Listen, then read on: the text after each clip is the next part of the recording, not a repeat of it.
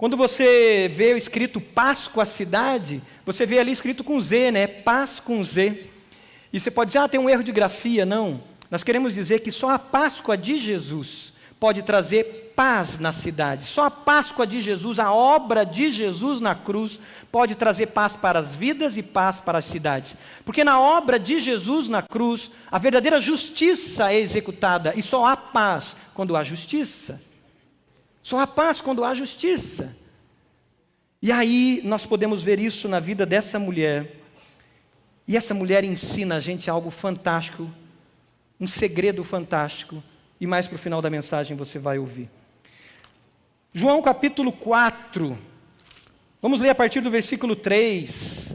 Diz assim: quando o Senhor ficou sabendo disso, Jesus saiu da Judeia e voltou mais uma vez a Galiléia. Era-lhe necessário passar por Samaria. Assim chegou a uma cidade de Samaria chamada Sicar, perto das terras que Jacó dera ao seu filho José. Havia ali um poço de Jacó. Jesus cansado da viagem, sentou-se à beira do poço. Isto se deu por volta do meio-dia. Nisso veio uma mulher samaritana tirar água. Disse-lhe Jesus: dê-me um pouco de água. Dê-me um pouco de água. Jesus nos ensina, nesse encontro com a mulher samaritana, nesse encontro dessa mulher com Jesus, como vivemos a verdadeira paz e como de fato levamos paz para a cidade. Jesus ensina como nós vivemos essa verdadeira paz. Jesus age mostrando como nós devemos trazer para dentro de nós ou como temos essa paz em nós. Essa é a lição de Jesus. A mulher samaritana ensina como levar paz para a cidade. Ela transborda de Jesus para uma outra dimensão, que é a dimensão da cidade. Tudo isso acontece num lugar improvável, numa situação improvável, com uma pessoa improvável. Deus, pela sua graça e misericórdia, nos surpreendendo. Jesus faz dessas coisas. Se você não tomar cuidado, você perde Jesus de vista. E eu estou falando para você que é crente, você que já entregou a sua vida a Jesus e vive uma vida na fé. Se você não tomar cuidado, você perde Jesus na jornada, no caminho. E de repente, se você ficar olhando para os lados, não tiver o foco, Jesus vira uma esquina e você sobra. E Jesus faz muito disso. Para nós isso é muito fácil, queridos, porque nós somos bombardeados por muita coisa, por informações, por ideologias, por filosofias, por coisas do nosso coração, da nossa própria alma, vaidades, carnalidade, que lutamos contra ela, por Satanás, que sopra coisas no nosso ouvido. Então nós temos que ter os olhos fixos em Jesus. E aqui Jesus pega no contrapé os seus discípulos. Jesus mostra algo que surpreende, porque a caravana ia para Galiléia, mas de repente, o primeiro carro da frente dá seta para a esquerda. E aí os discípulos falam: o quê? Para onde Jesus está indo? E Jesus vira uma esquina. Jesus surpreende porque ele entra em Samaria. Samaria era um lugar nada desejável, nada agradável, aonde nenhum judeu gostaria de estar. Jesus surpreende porque ele não entra só em Samaria, no território de Samaria, mas Jesus vai em direção a uma cidade chamada Sicar, como lemos aqui. Sicar era conhecido como a cidade dos embriagados. E era o último lugar que os judeus, principalmente os judeus religiosos, gostariam de estar. E Jesus quebra essa esquina e deixa os seus discípulos atordoados e vai para lá. Primeiro princípio para que tenhamos paz na nossa vida e transbordemos paz na cidade é quando nós derrubamos barreiras. E Deus é ágil nisso. Deus faz assim, e Jesus nos ensina assim. Jesus quebrou uma barreira externa aqui. Jesus quebrou uma barreira étnico-cultural. Aqueles dois não se conviviam. Os samaritanos, durante a história, eles se misturaram com outros povos. E ao se misturar com outros povos, quando a tribo de Judá volta do exílio, ela olha para os samaritanos e os chama de indignos. Ela os recrimina. Ela olha para eles e diz: vocês se contaminaram, vocês se misturaram, vocês se miscigenaram, vocês são sub-raças, vocês são sub-humanos, vocês não são nada. E os judeus criam ali um estigma em cima dos samaritanos. Os judeus fogem do chamado de Deus de que eles seriam, Israel seria a bênção para as nações, e se fecha na sua bolha. E olha para os outros estigmatizando, e cria-se uma barreira étnica, uma barreira cultural. Foram mais de 700 anos assim. Jesus quebra o tradicionalismo religioso. Queridos, nós somos uma igreja histórica. Nós temos mais de 60 anos de história. Nós temos mais de quase 500 anos de história como batistas. Nós temos uma tradição que respeitamos, mas em momento algum devemos deixar a tradição se tornar tradicionalismo e ferir as escrituras sagradas. E se você tiver que escolher entre o tradicionalismo e as escrituras sagradas, escolha as escrituras sagradas. O que acontece é que à medida que nós estamos na jornada, nós vamos aprendendo coisas, experiências vão vindo, e essas experiências nós olhamos dizendo: puxa, isso é bom. Então vamos trazer isso para a nossa tradição. E aquilo vai se engessando, e de repente aquilo se torna lei, aquilo se torna peso que não está nas escrituras. E aquilo se torna regra, e nós começamos a ser escravos do tradicionalismo. E o que acontece na jornada, nós vamos esquecendo as escrituras sagradas. E foi assim que aconteceu com os fariseus, foi assim que aconteceu com as linhas teológicas dos judeus, os saduceus, os essênios. Cada um foi criando as suas tradições e ficaram amarrados às tradições, aos tradicionalismos, e deixaram as escrituras sagradas. Jesus rompe com esse tradicionalismo religioso quando ele entra em Samaria. Mas não só isso. Quando ele vai em direção a Sicar, mas não só isso, quando ele conversa com uma mulher, e isso era impensável, conversar com uma mulher. Durante o tradicionalismo religioso que foi se construindo na história daquele povo, eles deixando as escrituras sagradas, que dizia que o homem e a mulher foram criados à imagem e semelhança de Deus, que o homem e a mulher são a imagem e semelhança de Deus, foi crescendo uma casca de religiosidade, e essa casca de religiosidade foi oprimindo a mulher. E Jesus chega, e mais uma vez ele dobra uma esquina, e ele surpreende, não somente a conversar com uma mulher, ele pede água para uma mulher. Ele se mostra frágil. Seria inconcebível para um rabino daquela época isso. Um rabino, um mestre judeu, judaico, ele morreria de fome, mas não faria isso. Ele morreria de fome e sede, mas ele não faria isso. Mas isso não era só na cultura judaica. O que aconteceu é que nas culturas pagãs também a mulher era oprimida. No mundo grego da época, a mulher era oprimida. O homem grego dizia que só era possível um amor entre um homem e outro homem. Porque era impossível um homem amar uma mulher porque ela era inferior. O que acontece quando nós fugimos das escrituras sagradas é que trevas tomam conta e uma relação de opressão começa a existir entre pessoas. E uma relação de classificação de tipos de pessoa começa a existir. Ah, esse é melhor, esse é inferior, essa etnia é superior, essa etnia é inferior. E nós começamos a classificar as pessoas como coisas. E o mundo grego, o mundo romano e o mundo judaico, mesmo com a sua religiosidade, fugindo das escrituras sagradas, foi oprimindo as mulheres. Jesus quebra esse tradicionalismo, Jesus quebra esse fato cultural, e Jesus chega então a essa mulher, e ele começa a conversar com ela. Mas Jesus quebra uma outra barreira.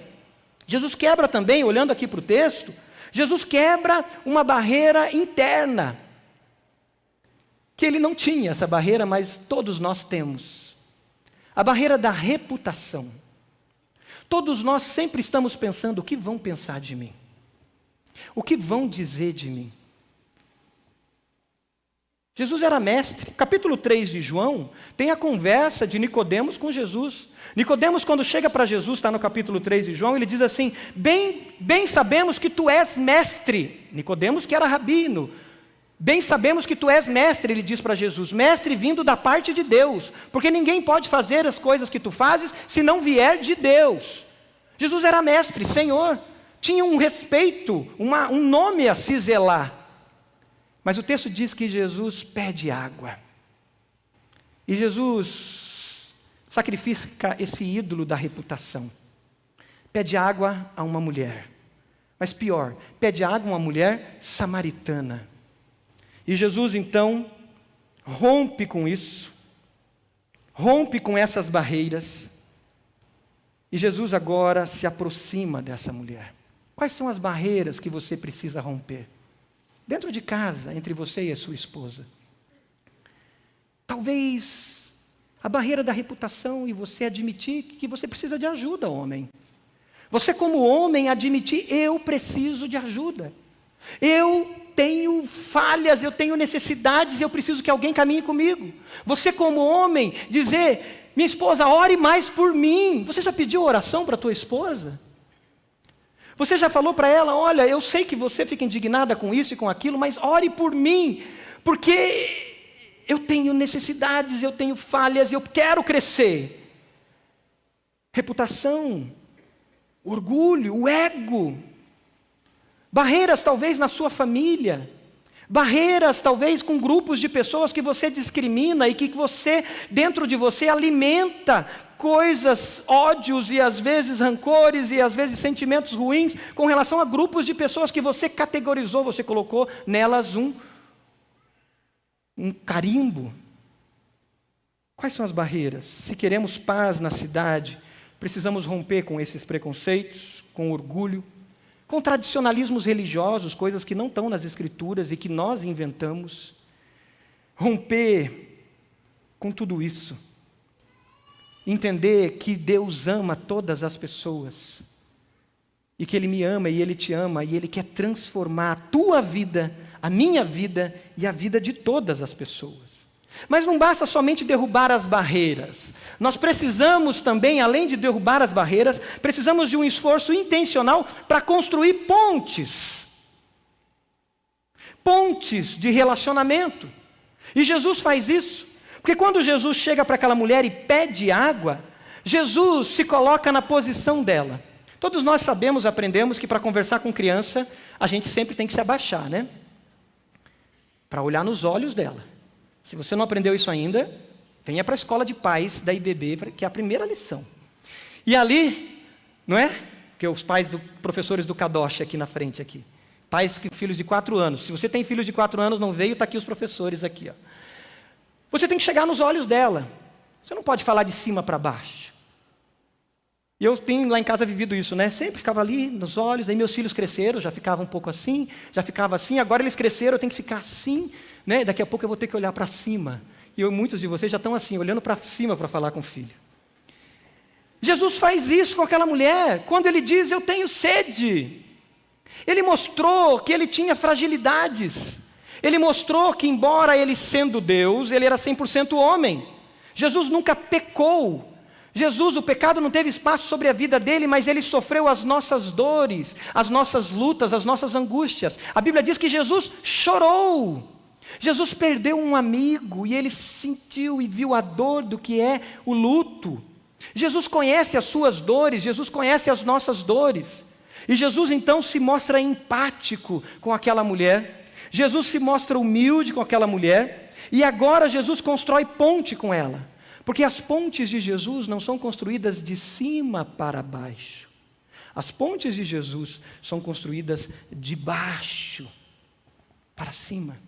É por isso que Filipenses capítulo 2 diz que ele não teve por usurpação ser igual a Deus, mas se tornou gente, se tornou mais do que isso, se tornou servo. Indo até a morte e morte de cruz. Jesus dá a volta não por cima, Jesus sempre dá a volta por baixo, e essa é a lógica do reino.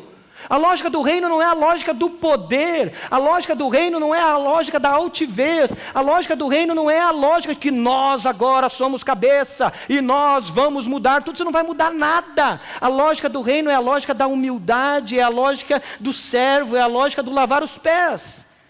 E é assim que se constrói pontes.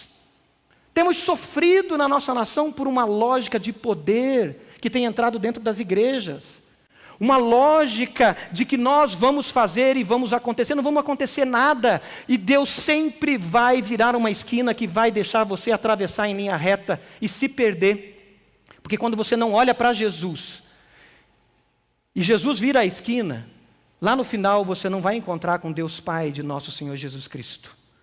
Você vai encontrar talvez Alá, Buda, Maomé, ideologias humanas, mas não Jesus.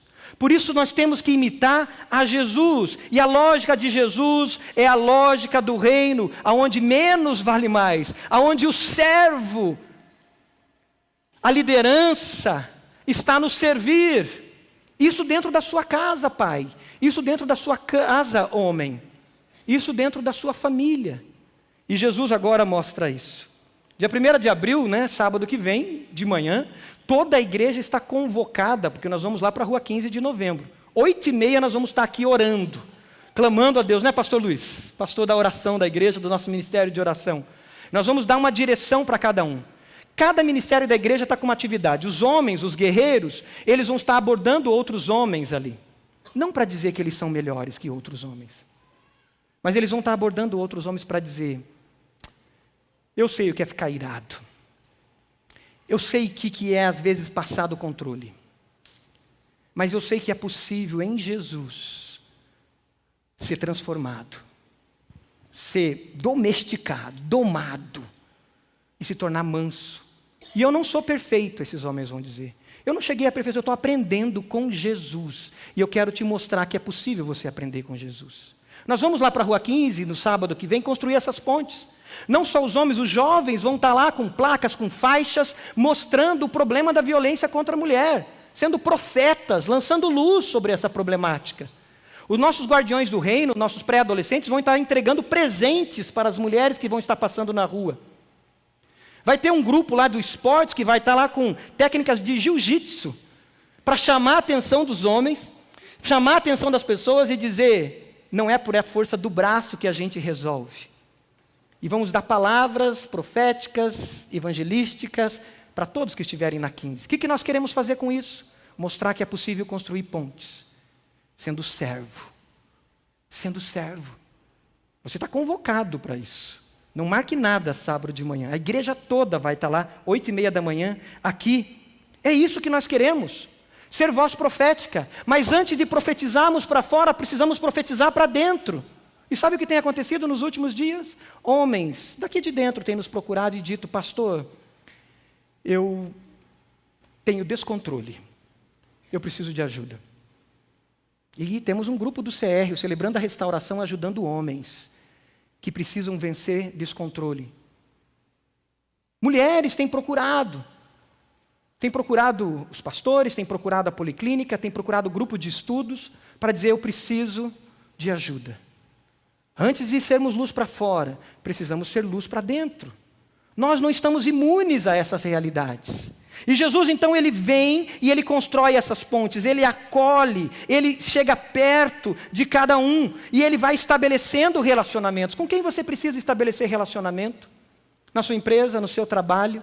Construir pontes sendo servo, mostrando Jesus. Mas Jesus não fica só na quebrar barreiras e construir essas pontes. Após construir as pontes, sabe o que Jesus faz? Ele lança luz sobre as realidades à sua volta. Ele lança luz sobre o que está em volta dele. E se você for para João capítulo 4, versículo 10, abra lá, versículo 10 em diante. Jesus então continua, Jesus respondeu à mulher. Versículo 9, a mulher samaritana lhe perguntou: como o Senhor, sendo judeu, pede a mim, uma samaritana, água para beber? Aí Jesus no versículo 10 responde: se você conhecesse o dom de Deus, e quem está lhe pedindo água, você lhe teria pedido e ele lhe teria dado água viva.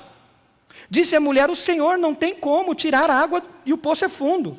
Onde pode conseguir essa água viva? Acaso o Senhor é maior do que o nosso pai Jacó, que nos deu o poço do qual ele mesmo bebeu, bem como seus filhos e seu gado? Jesus respondeu: quem beber dessa água aqui do poço, terá sede outra vez, mas quem beber a água que eu lhe der, nunca mais terá sede. Ao contrário, a água que eu lhe der se tornará nele uma fonte. Repita isso, uma fonte de água a jorrar para a vida eterna. Aí a mulher fala, Jesus, a mulher diz, Senhor, dê-me dessa água, para que eu também não tenha mais sede, nem precise mais voltar aqui para tirar água. Ele lhe disse, vá, chame teu marido então, e volte. Jesus lança luz, queridos. Primeiro, Jesus lança luz aqui sobre a vida dessa mulher, que estava focado em satisfazer a sua necessidade básica. Essa mulher, ela bebia de fontes de águas sujas, para preencher o vazio, o buraco do coração dela. Ela estava focada nas coisas humanas. O versículo 10, ele diz que Jesus lança ela para a vida eterna. Versículo 10, Jesus fala, se você conhecesse quem está te falando, ele lhe daria água viva. O versículo 10 mostra que Jesus lança algo maior para ela. Jesus lança algo que ela precisava mais do que as necessidades básicas. Mas ela, no versículo 11 e versículo 12, ela estava focada nas coisas temporais. Ela diz, olha, mas o poço é fundo, não dá para tirar água desse poço. Como é que o senhor vai conseguir tirar essa água? Isso acontece com a gente, queridos. Deus está mostrando para a gente aquilo que é eterno, princípios eternos, valores eternos, e a gente está discutindo o valor do salário. A gente está discutindo questões básicas do dia a dia. A gente está, o olho aqui, e olhando aqui, Jesus está indo embora, Jesus está caminhando e você vai se perder. E Jesus diz para ela, olhe para algo superior, para algo que é eterno. Quantas vezes a gente fica assim, né? Como diz popularmente, correndo atrás do rabo. Ali, andando em círculo. Sem olhar para Jesus, que tem o que é eterno. Hoje o Senhor quer te lançar um olhar para aquilo que é eterno. E as demais coisas vos serão acrescentadas. Buscai primeiramente o reino de Deus, e todas essas outras coisas vão ser acrescentadas. Jesus chama a atenção dela para algo maior. Ela está presa ao temporal. O versículo 13 e o versículo 14, Jesus diz então, quem beber dessa água vai ter sede outra vez, mas a água que eu lhe der, nunca mais terá sede. Queridos, nós, mesmo depois de termos Jesus, continuamos a beber de fontes de água suja. Isso é muito fácil de acontecer. Começa com coisas boas, coisas que não são pecado. Coisas simples. Aquela série de TV que a gente começa a assistir e de repente, se eu fico 1 ou 2 dias sem assistir, parece que tem uma coisa errada, tem um vazio dentro de mim. Eu não durmo bem. E eu tenho que assistir. Coisa simples, é pecado assistir séries? Não. Mas de repente ela se torna uma fonte de saciedade. E eu começo a buscar naquela série o preenchimento dos meus vazios. E eu deixo de olhar para Jesus, o meu foco em Jesus, autor e consumador da minha fé. Começa com coisas simples. Hoje às 9 da manhã, nós estávamos aqui com os nossos pré-adolescentes, coisa linda, lotou aquela parte da direita. Os nossos guardiões do reino. E quando eu falava disso, eles mesmos falavam, os jogos, videogame, é isso. Mas sabe que interessante? Quando a gente fala em jogos, geralmente você pensa em adolescente, né, jovem. Não. Nossos gabinetes pastorais têm encontrado homens viciados em jogos de videogame. Homens casados, homens com filhos, com netos. Homens que estão voltando para os jogos de azar. E viciados nos jogos. Entrando dentro das nossas casas, coisas que há 20, 30 anos atrás, na igreja, você falava em jogos de azar, você dizia, meu Deus... Mas o diabo é sutil e ele vem, uma brincadeira não tem problema, uma vez não tem problema, 2 vezes não tem problema, e quando vê você está preenchendo o seu vazio naqueles jogos. A fonte que é Jesus, você deixou de beber dela e você está bebendo da onde? De outras fontes. Qual é a consequência quando você bebe da fonte errada? O texto diz que você vai transbordar, você vai jorrar. Então você jorra sobre a sua esposa água suja. Você jorra sobre a sua filha água suja. Você jorra sobre o seu filho água suja. Você jorra sobre o seu pai água suja. Você jorra água suja em todos.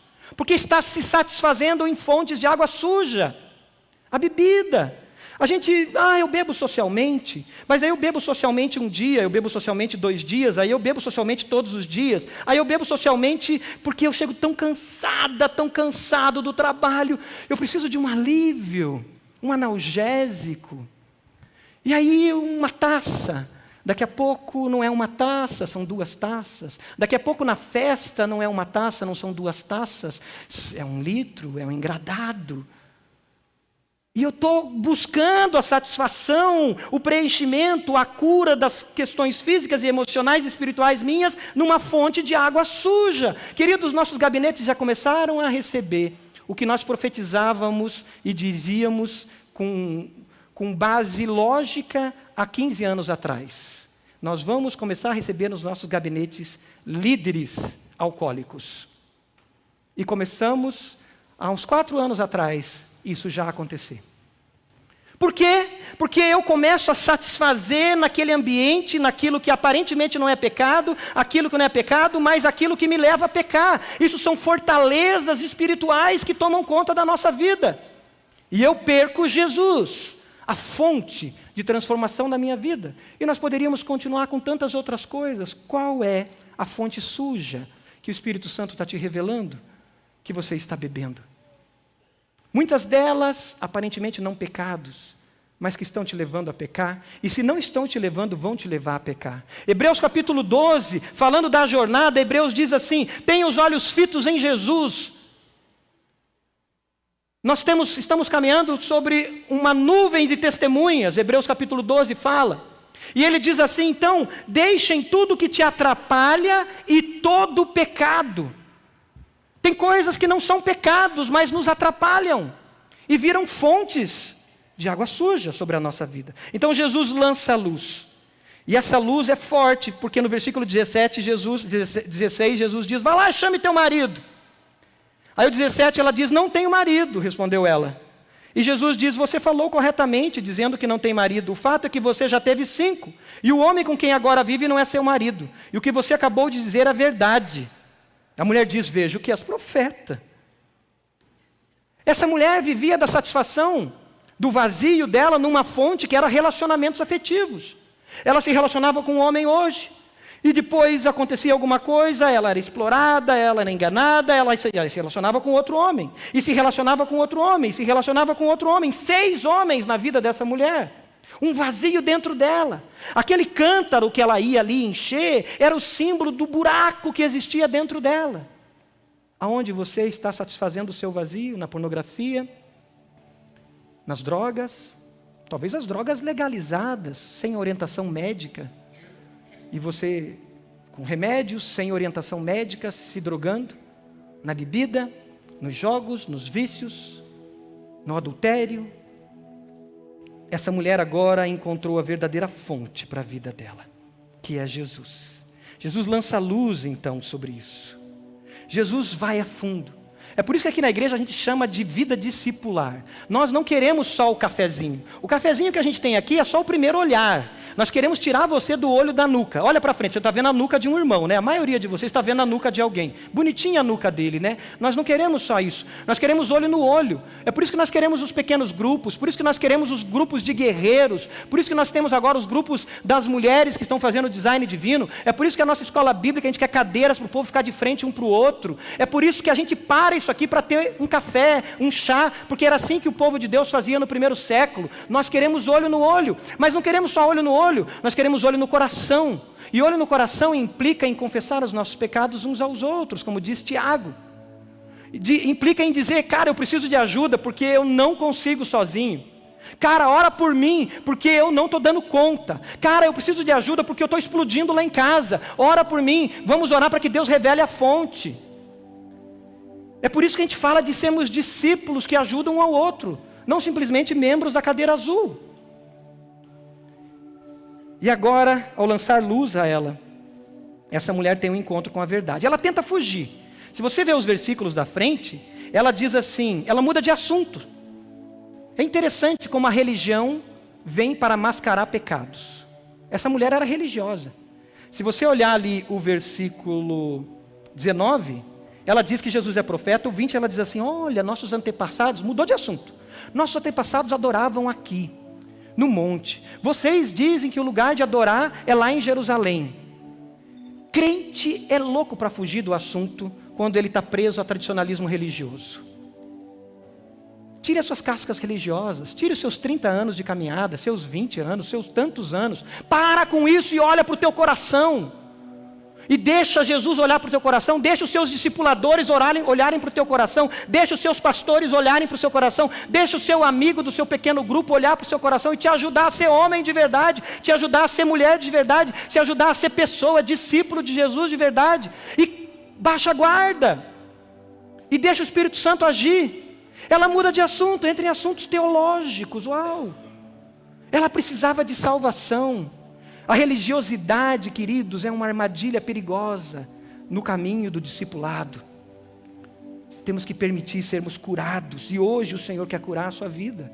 Hoje o Senhor tem vida nova para você. Hoje o Senhor tem fontes de água viva para você. Mas você precisa romper com as fontes sujas. Você precisa romper com falsas religiosidades. Você precisa romper com ideologias. Você precisa romper com as suas racionalizações.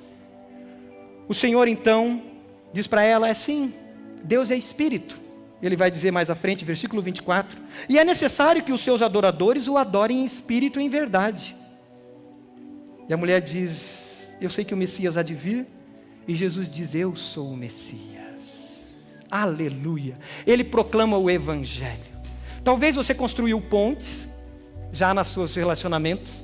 Talvez você já chegou bem perto, mas você ainda não proclamou o Evangelho. O seu testemunho sozinho não vai salvar ninguém. Como assim, pastor? Não. Como ouvirão se não há quem pregue? O Evangelho, diz a palavra de Deus, é o poder de Deus para salvação de todo aquele que crê. Se você não proclamar o Evangelho, está na hora de você chegar para o teu amigo, chegar para as pessoas que você criou pontes, que você quebrou barreiras e está junto e dizer, eu quero te contar uma coisa, Jesus te ama. Eu quero te contar uma coisa, sem Jesus nós estamos condenados. Eu quero te contar uma coisa, o ser humano é pecador na sua essência, ele precisa de salvação. Eu quero te contar uma coisa, Jesus quer te salvar, você quer receber Jesus na sua vida, nós precisamos proclamar. E agora Jesus se revela como Salvador, como Messias. E sabe o que acontece? O quarto ponto, essa mulher abre mão do seu cântaro e volta para a cidade. Versículo 28. Então ela, deixando o seu cântaro, a mulher voltou para a cidade e disse ao povo, venham ver um homem que me disse tudo o que tenho feito. Então todos saíram da cidade e foram para onde ela estava. Olha que lindo isso. O que você precisa deixar para testemunhar de Jesus, falar de Jesus? Não só na rua 15, dia 1º de abril, não só dia 7 de abril no Páscoa Cidade, levando pessoas que não conhecem a Jesus, mas o que você precisa deixar que está te impedindo de ser uma testemunha viva de Jesus? Os discípulos, queridos, eles iam para a cidade comprar comida. A cidade para os discípulos representava estratégia, representava suprimento. A cidade para Jesus representava salvação de vidas. Tanto que os discípulos chegam para Jesus e eles perguntam, Jesus, o Senhor não comeu nada? Come alguma coisa. Aí o versículo 32, Jesus diz assim, eu tenho algo para comer que vocês não conhecem. Versículo 33, Jesus diz aos seus discípulos, e os discípulos dizem, será que ele comeu alguma coisa? Versículo 34, Jesus diz, a minha comida é fazer a vontade daquele que me enviou e concluir a sua obra. Aí Jesus diz, abram os seus olhos e vejam os campos, eles estão prontos e maduros para a colheita. Nós estamos vivendo esse momento, queridos. Mas para isso você precisa deixar as fontes de água suja. Para isso você precisa deixar os deuses novos que entraram na tua vida. Talvez a tua carreira melhorou, talvez os seus diplomas aumentaram, talvez a sua vida financeira se equilibrou e isso virou ídolo na sua vida. Talvez você se tornou mais inteligente, mais capaz, mais racionalizador e isso se tornou ídolo na tua vida. Eu não sei qual é o ídolo, qual é a fonte de água suja que entrou na sua vida, mas agora é o momento de você romper e olhar só para Jesus como fonte. E a partir de Jesus você testemunhar de Jesus, porque os campos estão prontos para a colheita. Você pode fechar seus olhos? O que o Espírito Santo revelou para você? o que o Espírito Santo trouxe à sua mente, ao seu coração? Você já entregou a sua vida ao Senhor Jesus? Ou você segue Jesus de longe? Segue Jesus de longe. Você admira Jesus, você está no meio da multidão, mas você não fez uma entrega a Jesus. Você olha para Jesus de vez em quando, mas você se perde de Jesus o tempo todo. Hoje Jesus tem para você vida e vida abundante, vida plena, para que você não busque satisfação em outras fontes. Você rompa com o teu passado, não interessa qual é o teu passado, o que interessa é o que é de hoje para frente com Jesus na sua vida, porque Jesus já vem te cercando há anos, Jesus tem te procurado há anos para você ter um encontro com Ele. Eu vou fazer uma oração, que é uma oração de entrega a Jesus, mesmo que você já tenha feito essa oração, mas hoje você entende com clareza o Evangelho e você quer se render totalmente a Jesus, eu peço que você repita comigo, diga: Senhor Jesus, eu reconheço que eu tenho me alimentado de fontes de águas sujas, eu reconheço que eu sou pecador, eu reconheço que eu gosto do Senhor, mas eu não entreguei toda a minha vida a Ti, diga isso, eu reconheço que eu preciso de salvação, Jesus, por isso eu me volto a Ti, e eu Te recebo, diga isso, eu Te recebo, Jesus, como meu Senhor, como meu Salvador, tudo que tenho é Teu, tudo que tenho Te pertence, Senhor, eu Te entrego tudo. Eu entrego a minha vida a Ti, eu entrego o meu passado, eu entrego o meu presente, eu entrego o meu futuro. Me recebe, Jesus, porque eu Te recebo, Jesus, como meu Salvador. Enquanto a igreja está de olhos fechados, se você fez a sua oração de entrega, levante uma das suas mãos.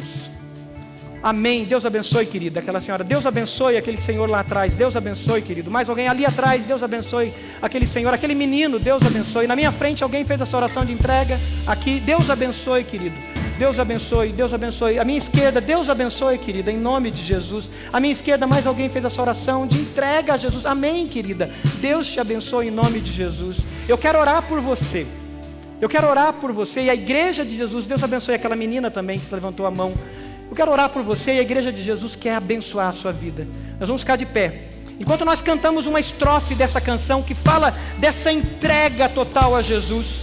Enquanto nós cantamos essa estrofe, eu convido você a vir aqui à frente. Para que eu ore, para que a igreja ore, para que a igreja te abençoe. O pastor Luiz vai estar aqui para te receber. Mais irmãos e líderes estarão aqui. Vem em nome de Jesus e declare: o meu coração é de Jesus. A minha única fonte de vida está em Jesus. Não serei escravo de nada. Declare isso. Cante essa estrofe e venha. Em nome de Jesus. Diante da cruz, vejo o sangue de Jesus. Nunca houve amor assim. Sobre a morte já venceu, sua glória o céu encheu, nada irá me separar. Pode vir, querido. Não curve diante da cruz, vejo o sangue de Jesus, nunca houve amor assim. Sobre a morte já venceu, nada irá me separar. Eu peço que a igreja feche seus olhos. Estenda suas mãos sobre esses que declararam Jesus publicamente aqui. Comece a orar pela vida deles. Comece a declarar bênção, pedir as bênçãos de Deus sobre eles. Peça vitória sobre eles. Mas enquanto você também está orando aí, igreja, eu peço que se você tem aí, mesmo você já estando no caminho, se desviado e bebido de algumas fontes sujas, eu peço que você dobre os seus joelhos aonde você está. E não tenha vergonha de dobrar os seus joelhos aonde você está, porque você vai sacrificar o ídolo da reputação. E você vai dizer: eu preciso acertar e focar só em Jesus. Eu preciso não me desviar para outras fontes. Eu preciso me saciar somente de Jesus. Declare isso, dobre os seus joelhos. Se você entende, se o Espírito Santo tem te mostrado áreas que você precisa romper, áreas que você precisa resistir e jogar longe de você, dobre os seus joelhos dizendo: eu rompo e eu quero só Jesus como fonte na minha vida. Senhor, eu me uno a esses irmãos que estão de joelhos, eu me uno à sua igreja. Nós estendemos as nossas mãos sobre esses que estão aqui na frente, declarando Jesus na vida deles, que só Jesus governe a vida deles, Pai. Eu me uno a todos que estão de joelhos espalhados pela igreja, declarando que querem só o Senhor como fonte de água viva na vida deles, que querem transbordar e jorrar só do Senhor. Eu me uno a esses irmãos, eu me uno a essas irmãs, eu me uno à tua igreja. E nós, Pai, pedimos: vem Espírito Santo de Deus sobre nós e faz jorrar de nós rios de água viva. E que essa semana seja uma semana de preparação, uma semana de enchimento do teu Espírito, para que no sábado de manhã, Curitiba saiba que existe uma fonte de água viva. Curitiba saiba que existe uma fonte que jorra e jorra para a vida eterna. Curitiba saiba, e a região metropolitana saiba, que aqui há um povo que está crescendo a imagem de Jesus e quer abençoar essa cidade. Faz dessa semana uma semana de milagre. Faz dessa semana uma semana de colheitas lá na empresa, lá no trabalho, lá na escola, lá na faculdade, Senhor.